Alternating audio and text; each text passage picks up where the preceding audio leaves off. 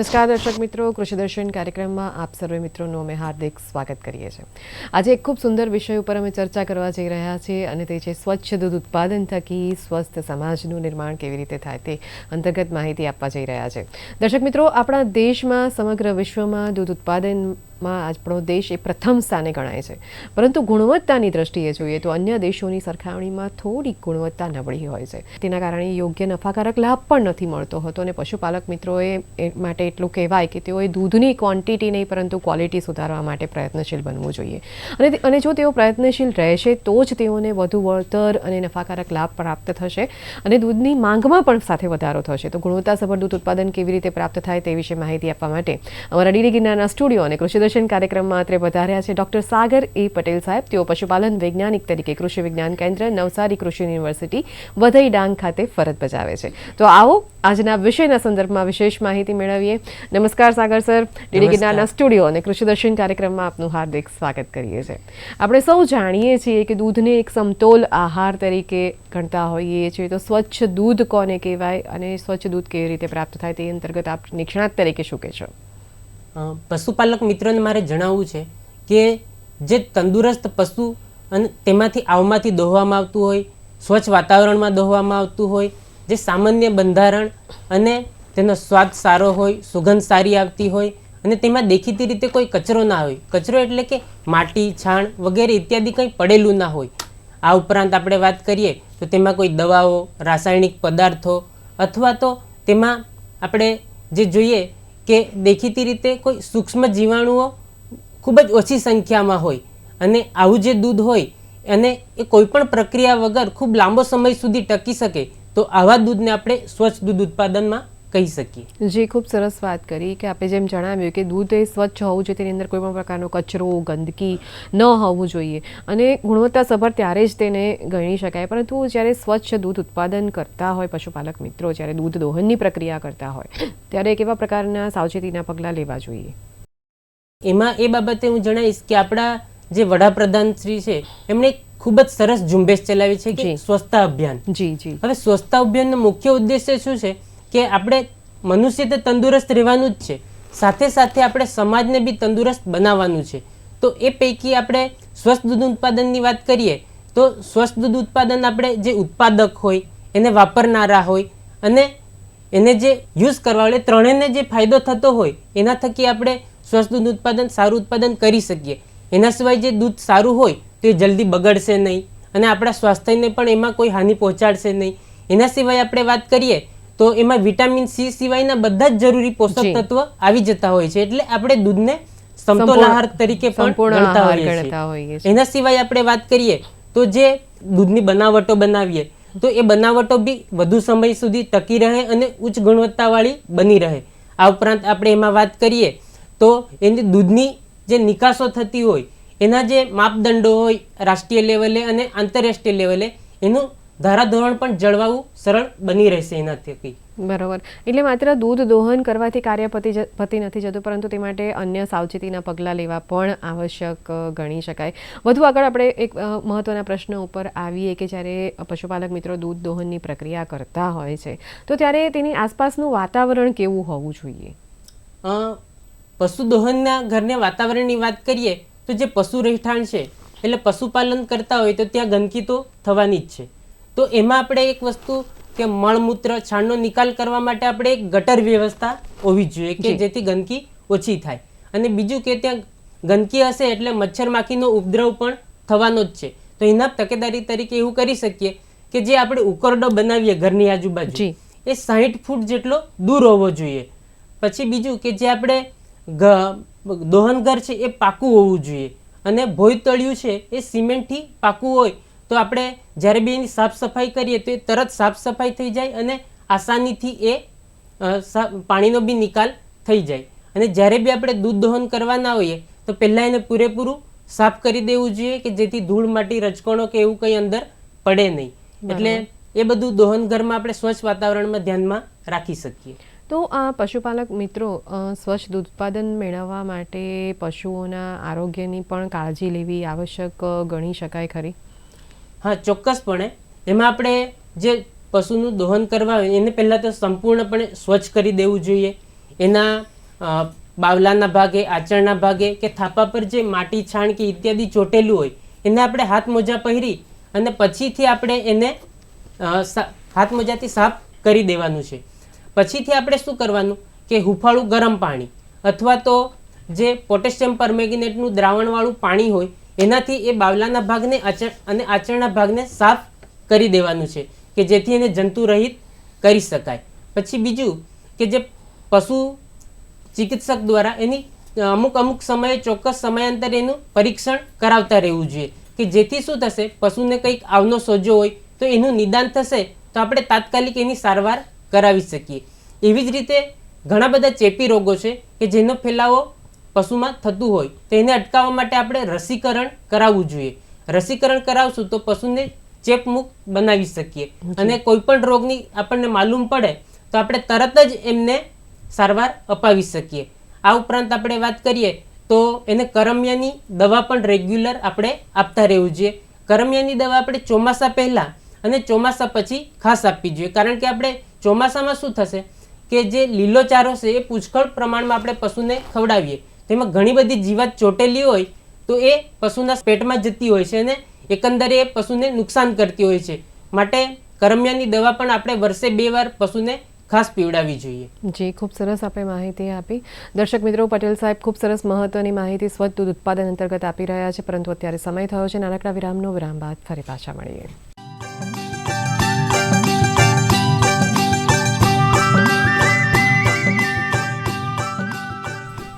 વિરામ બાદ આપ સૌનું હાર્દિક સ્વાગત છે. આજનો વિષય છે સ્વચ્છ દૂધ ઉત્પાદન થકી સ્વસ્થ સમાજનું નિર્માણ. તે અંતર્ગત પટેલ સાહેબ ખૂબ સરસ માહિતી આપી રહ્યા છે. ચર્ચાનો દોર આગળ વધારીએ. પટેલ સાહેબ, આપે ખૂબ સરસ વાત કરી કે સ્વચ્છ દૂધ ઉત્પાદન અંતર્ગત પશુ આરોગ્યની કેવી રીતે કાળજી રહેવી જોઈએ. તો હવે ખૂબ મહત્વના પ્રશ્ન ઉપર આવીએ કે દૂધ દોહન કરતી વખતે જે વ્યક્તિ દૂધ દોહન કરતું હોય તેને પણ કોઈ ચોક્કસ તકેદારી રાખવી પડે છે ખરી? હા, ચોક્કસ. જે આપણે ખાસ કરી દોહન સાથે સંકળાયેલા વ્યક્તિ હોય તો એમણે એક તો તંદુરસ્ત અને સ્વચ્છ હોવા જોઈએ, અને બીજું કે જે માથાના વાળ કાપેલા હોવા જોઈએ, નખ કાપેલા હોવા જોઈએ. આ ઉપરાંત ખાસ કરી જ્યારે સ્ત્રી દોહનાર હોય તો એમણે પણ માથે ઓઢીને અને અથવા તો વાળને ઢાંકીને દોહન કરવું જોઈએ. આ ઉપરાંત આપણે વાત કરીએ તો ત્યાં ધૂમ્રપાન અથવા તો કોઈ જાતનું તંબાકુનું સેવન પણ ના કરવું જોઈએ, અને બની શકે તો આજુબાજુ આપણે થૂકવું પણ ના જોઈએ. એનાથી શું થશે, થૂકવાના જે આપણા ડ્રોપલેટ્સ ઘણીવાર હવામાં ઉડતા હોય છે અને આપણને કદાચ ટ્યુબરક્યુલોસિસ એટલે કે ટીબી થયેલું હોય તો એના જે ડ્રોપલેટ્સ પણ એ પશુમાંથી અને માણસમાંથી એકબીજામાં ટ્રાન્સફર થતા હોય છે. માટે આપણે ત્યાં થૂકવું પણ ના જોઈએ. આ સિવાય આપણે વાત કરીએ તો આપણે હાથ સાબુથી રેગ્યુલર ધોઈને પછી જ એમાં દૂધ ઉત્પાદન આપણે દૂધ કાઢવું જોઈએ. બરાબર.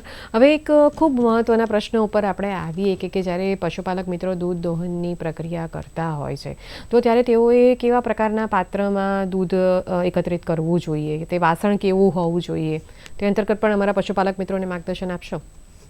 દૂધ ઉત્પાદનમાં જે એકત્રિતકરણના વાસણો હોય છે એ ખાસ કરી સ્ટેનલેસ સ્ટીલ અને કાટરોધક હોવા જોઈએ, અને બીજું કે સહેલાઈથી સાફ થઈ શકે તેવા હોવા જોઈએ. આ ઉપરાંત જે વાસણો છે એ ખાડા ખાબોચિયાવાળા કે તિરાડવાળા ના હોવા જોઈએ, અને બની શકે તો આપણે પ્લાસ્ટિકના જે સાધનો હોય એનો ઉપયોગ એમાં ના કરવો જોઈએ. આ ઉપરાંત જે સાધનો છે એને આપણે હુંફાળા ગરમ પાણીથી સાફ કરી લેવા જોઈએ. પછી એને આપણે ડિટર્જન્ટથી સાફ કરી અને ઊંધા મૂકીને એને સૂકવવા જોઈએ, તડકામાં સૂકવી અને પછી જ એને વપરાશમાં લેવું જોઈએ. આ ઉપરાંત એક બીજી બાબત છે કે જે વાસણો આપણે ઉપયોગમાં દૂધ કાઢતી વખતે લઈએ છીએ એ એકદમ સાંકડા મોંવાળા, સ્વચ્છ અને સારા હોવા જોઈએ. જી, ખૂબ સરસ માહિતી આપી. હવે જ્યારે જેવી રીતે આપણે જણાવ્યું કે દૂધ દોહન કરતી વખતે વાતાવરણ સ્વચ્છ હોવું જોઈએ, દૂધ દોહન કરતી વખતે ચોક્કસ તકેદારી રાખવી જોઈએ, પરંતુ જ્યારે દૂધ દોવામાં આવે છે તો તે પહેલાં પશુને પણ કેવી રીતે સ્વચ્છ રાખી શકાય તે અંતર્ગત માર્ગદર્શન આપશો? હા, કે જે ખાસ કરી દૂધ દોહન કરવું પહેલાં હોય તો પશુને આપણે ઉશ્કેરાટ એટલે કે કોઈ જાતનું એને ગભરાવાનું નથી, કારણ કે એ ગભરાશે તો એના દૂધ ઉત્પાદન પર પણ ચોક્કસપણે અસર પડતી હોય છે. એટલે જ્યારે બી આપણે દૂધ દોહન ધોવું હોય તો પહેલાં શું કરવાનું કે એકદમ શાંત વાતાવરણ રાખવાનો પ્રયત્ન કરવાનો છે.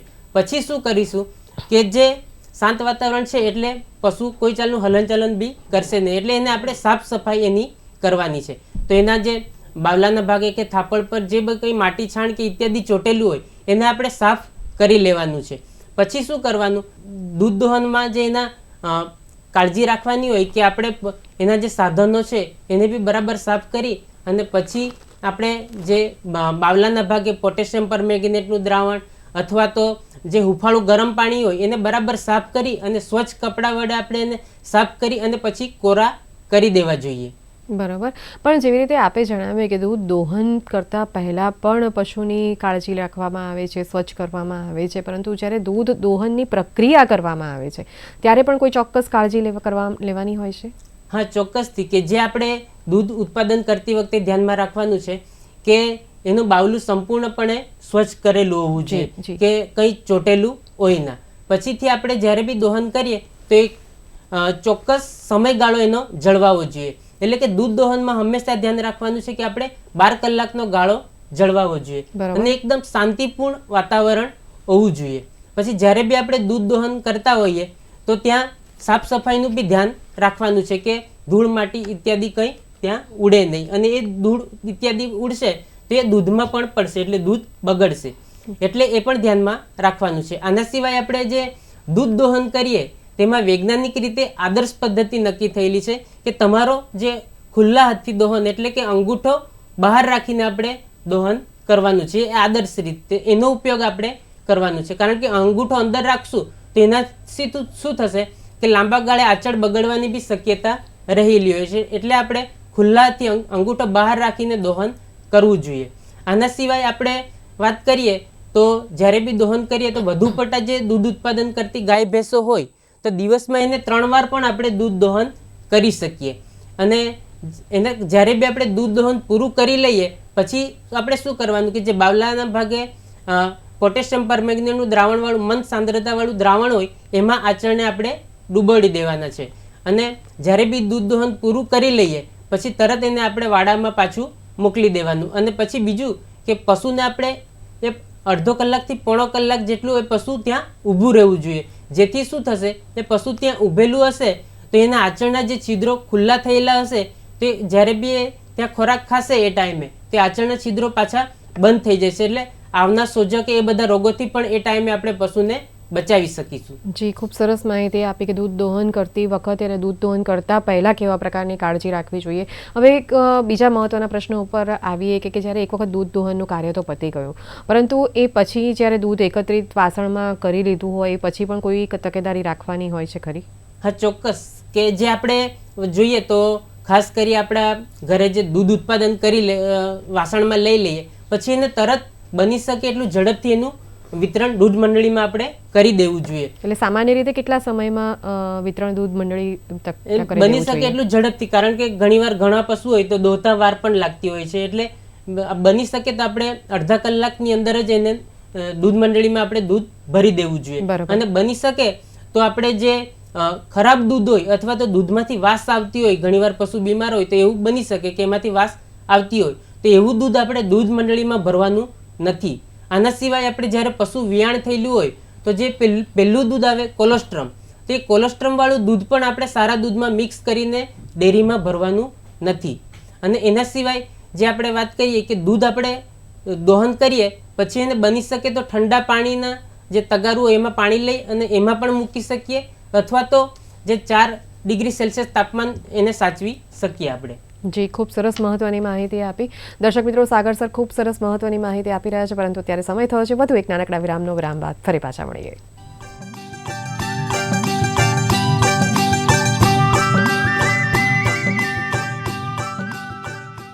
વિરામ બાદ આપ સૌનું હાર્દિક સ્વાગત છે. આજનો વિષય છે સ્વચ્છ દૂધ ઉત્પાદન થકી સ્વસ્થ સમાજનું નિર્માણ.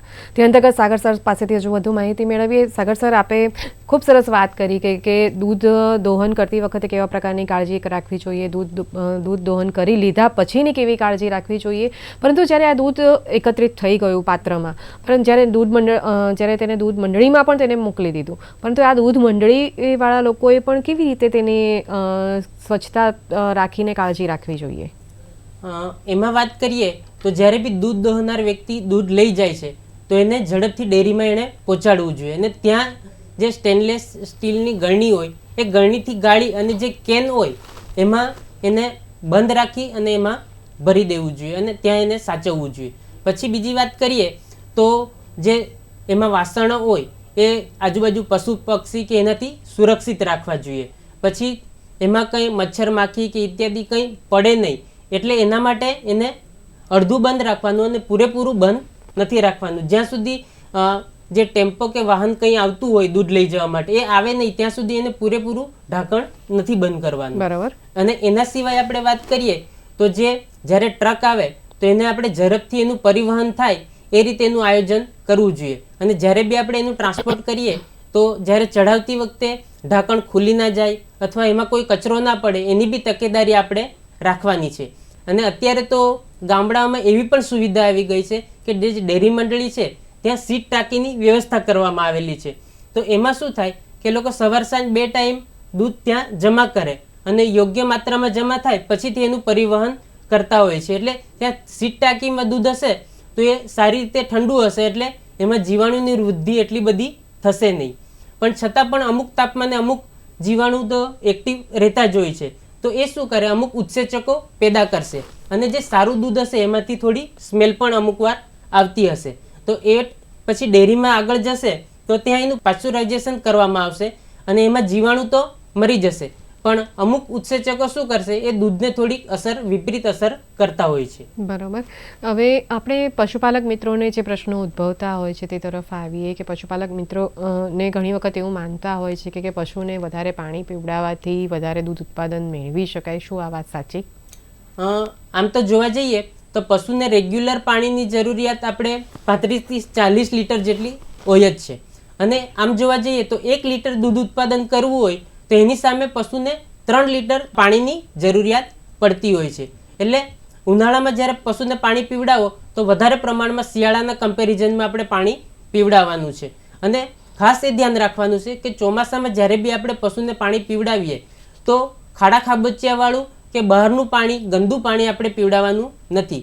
કારણ કે ઘણીવાર શું થાય કે પાણીજન્ય રોગો બી પશુમાં થતા હોય છે. જેમ આપણે મનુષ્યને રોગો થતા હોય એવી રીતે પશુમાં બી પાણીજન્ય રોગો થતા હોય. એટલે કોલેરા મરડો કે એવા કોઈ રોગો થાય નહીં એના માટે હંમેશા આપણે સ્વચ્છ અને પીવાલાયક જ ચોખ્ખું પાણી આપણે પશુને પણ પીવડાવવાનું છે. જી, ખૂબ સરસ મહત્વની માહિતી આપી. હવે જ્યારે પશુઓને અપાતા ખોરાકની વાત કરીએ તો રોજ દૈનિક આહાર પશુઓને કેવા પ્રકારનો આપવો જોઈએ?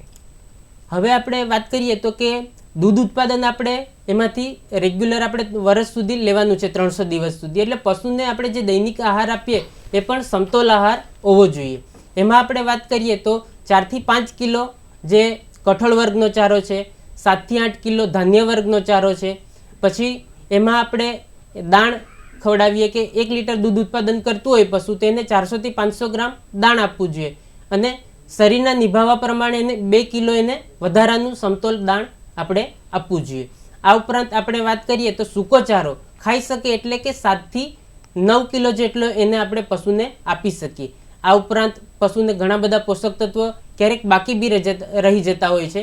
એટલે આપણે મિનરલ મિક્સર એટલે કે ખનિજ તત્વ જેમાં કેલ્શિયમ, મેગ્નેઝિયમ, ઝીંક, કોબાલ્ટ બધા જ તત્વો આવી જતા હોય તો એ પશુને આપણે 30 થી 50 ગ્રામ એટલે કે દિવાસળીના માચીસના ખોખા જેટલું એને આપણે ખવડાવવું જોઈએ. આ ઉપરાંત આપણે બાયપાસ ફેટ, બાયપાસ પ્રોટીન પણ પશુને રેગ્યુલર ખોરાકમાં આપણે આપવું જોઈએ. બરાબર. હવે પશુઓને થતા રોગોની આપણે વાત કરીએ તો તેમાં પણ દૂધજન્ય જે રોગો હોય છે તેની અંતર્ગત જે દૂધ ઉત્પાદનને અસર કરતા હોય છે તે માટે કોઈ વર્ગીકૃત કરવામાં આવેલા છે ખરા? હા, આપણે જે WHO એટલે કે વિશ્વ આરોગ્ય સંસ્થા છે એને 2 ભાગમાં વર્ગીકૃત કરવામાં આવેલા છે. પશુઓમાંથી મનુષ્યમાં થતા રોગો અને જે મનુષ્યમાં રોગો થતા હોય અને દૂધ દ્વારા થતા હોય આ 2 રીતે એને વર્ગીકરણ કરવામાં આવેલા છે. હવે જે પહેલું વર્ગીકરણ છે એમાં આપણે વાત કરીએ તો બ્રુસેલોસિસ, કેમ્પાઇલોબેક્ટેરિયોસિસ, એન્થ્રેસિસ, સિજેલોસિસ આ બધા રોગો વર્ગીકરણ 1માં છે. એના સિવાય આપણે બીજા વર્ગીકરણમાં વાત કરીએ કે મનુષ્ય દ્વારા જે દૂધ દ્વારા થતા હોય તો એમાં જે ટાઇફોઇડ, પેરાટાઇફોઇડ, ડિપ્ટેરિયા, કોલેરા, પોલિયોમાઇલાઇટિસ ઇન્ફેક્શિયસ હિપેટાઇટિસ આ બધા રોગો વર્ગીકરણ 2 માં આવતા હોય છે. બરોબર. હવે ખૂબ મહત્વના પ્રશ્ન ઉપર આવીએ કે જ્યારે પશુપાલક મિત્રો દૂધ દોહન કરતા હોય છે અને ઘણી વખત એવું પણ બનતું હોય છે કે તેઓ ચોક્કસ પ્રકારના મશીનનો ઉપયોગ દૂધ દોહન માટે કરતા હોય છે.